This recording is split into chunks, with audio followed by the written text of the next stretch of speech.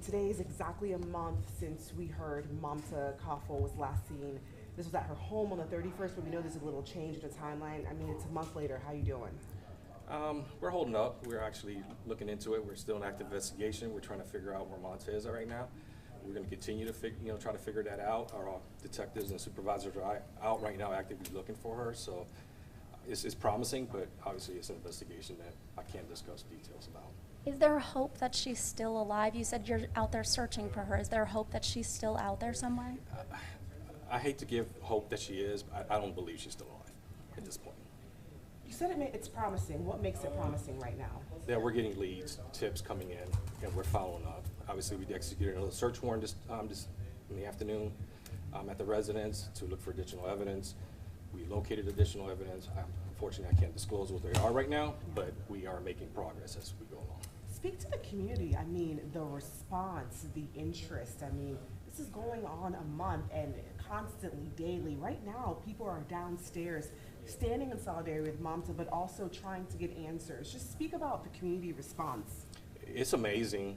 I didn't know Mamta prior to this. I didn't know this community was that tight. And it's amazing that they're keeping her in the spotlight. And I encourage them to continue doing that. It encourages us to continue on with this investigation to figure out what exactly happened. And branching off of that, what is your message to those who are outside tonight calling for justice for Mamta? What do you want them to know? That's what we want, the same thing, is justice for Mamta. We want to figure out what happened. We want to hold those accountable. All right, any last words? Anything that we haven't asked you, but you've been wanting to put out there? There's a lot I would like to put out there, but unfortunately, I got to watch what I say. I mean, obviously, he's been charged. He's got this process in court that we're going through.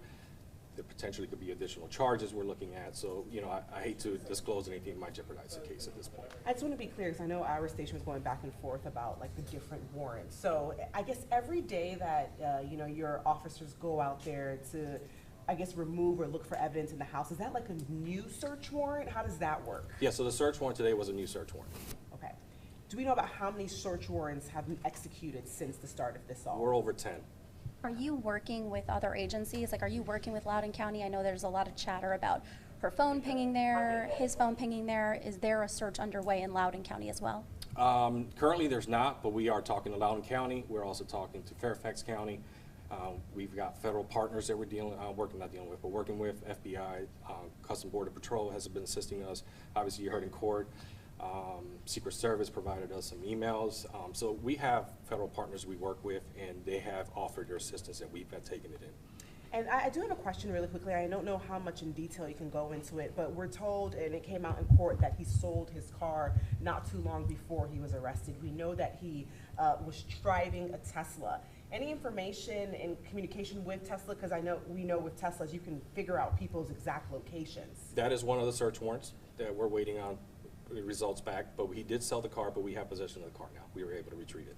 Okay, so he actually sold it to just like a random seller. It wasn't an undercover officer. No, it wasn't a random. It was a dealership. Wow. Is that what raised the red flag? Are you able to say what kind of raised the red flag and switched everything over to being at his home? That was one of the deciding factors to move quickly on certain things, but there was other stuff that was building up.